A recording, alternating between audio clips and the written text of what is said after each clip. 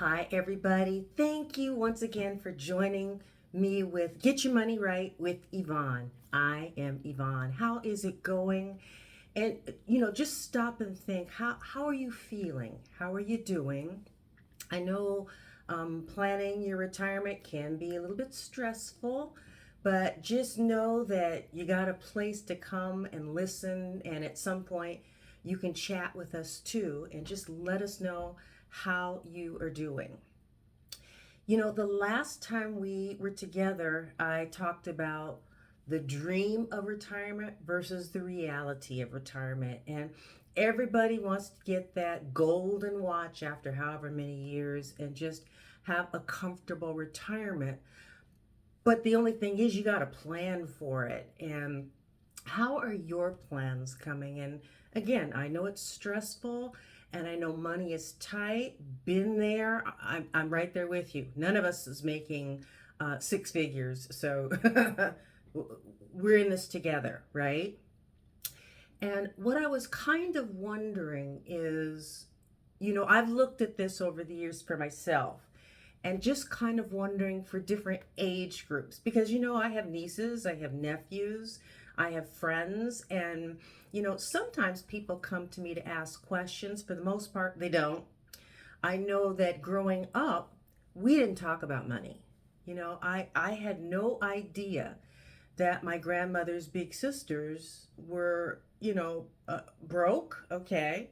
The only money that they had were small pensions and some social security. But when you looked at the amounts of those, it's like, I honestly don't know how they got by. And, over the years, I've thought about the gifts that they gave us, and they always wanted to make sure us kids had a really great Christmas. And I'm grateful for that. I'm grateful to them for caring enough. But the other side of that is you got to care for yourself enough. What kind of cash are you going to have in your retirement? That it's super important because you have to look at this dream versus the reality. If you're not saving anything, you're living in a dream world, a fantasy. And I just want to help wake everybody up because we don't know exactly what's going to happen with Social Security. I believe that it's going to be there in some form for all of us, but you really have to start taking care of yourself. There really is no other option. We've discussed this, and there isn't. Trust me, I was looking at it, and there's just no other way that I could survive retirement without taking care of myself too. Okay. So what I did was, you ever heard of Nerd Wallet? I went to nerdwallet.com, NERDWALLET.com, and I just wondered, how much you would need to put in to have a comfortable retirement. And remember, there's no good number, there is no bad number, there is just a number that you need to deal with. Okay. So I looked at it and I said, if someone was in their 20s, okay, and they were putting away $200 a month, is that doable? You'll have to decide. For most of us, that there is a way to do it. Now, would it come with a little bit of, I won't say pain, but you feel it, right? Can't do those coffees every single day. Can't do lunch out every day necessarily. Sometimes, treat yourself, obviously. You're worth it. You work hard, and you should be able to take advantage of your salary. Take care of yourself. But you're going to have to back off just a little bit if you're in your 20s and going, how am I going to make $200 a month? Is there something that you can squeeze from your budget? Think about it. I put it in. I said $200 a month for 40 years. Okay. And what would that be? And I picked a modest interest rate. Generally, it's going to be more than this, but I just started small just to see. So you're in your 20s. You're doing $200 a month for 40 years. That came to about $307,000 that you will have accumulated in that amount of time. That's not just what you put in, that's the interest that you earned from that money that you're putting in. So just throwing that out there, $200 a month if somebody is in their 20s for 40 years. That's what you're kind of looking at. Now, the more you put in, obviously, the better. But I just wanted to start somewhere, start smaller. Maybe it's not small enough for you, and that's okay. Figure out a way to make it work for you. Just do it, whatever you do, please. And then I said, if you're in your 30s, right, and you have 30 years until retirement, $300 a month. So pushed it just a little bit, that same 5%. It came to about 251,000. So that's the money you would put in your 30s plus the interest that you would have earned on that money during that 30 years. So, not bad. $250,000. If you put more in, that's better. But, it is somewhere to start where we take care of ourselves, right? Then I said, someone's in their 40s and they have 20 years until retirement and they are contributing, we stretched, $500 a month. Is that doable for you? Maybe so, maybe no, but start somewhere. So at $500 a month for 20 years, that came to $206,873. Not bad. I mean, this is all about taking care of yourself. And whatever money you can put in there, that is great. Just keep that in mind. Just start whatever you do. And the last thing that I put in was, say you're in your 50s, right? And you've got 10 years to contribute to your your retirement account, whichever one that you have access to. Is it a 401k? I think a 403b. There's others. But I said you're in your 50s. You have 10 years left before retirement. That netted about $156,929. Now, it sounds pretty decent, right? You want more, obviously. You want to push it, whatever you can do. Live in the moment, yes, but live for the present. Or live in the present, obviously, but also live for the future. You want to put money away. I meant to have, I do something fun just for me, right? I have a change bank. I try to pay cash for just about everything. Now, it doesn't always work. And I'll use a credit card and I go, how much did I charge? That needs to be paid off at the end of the month.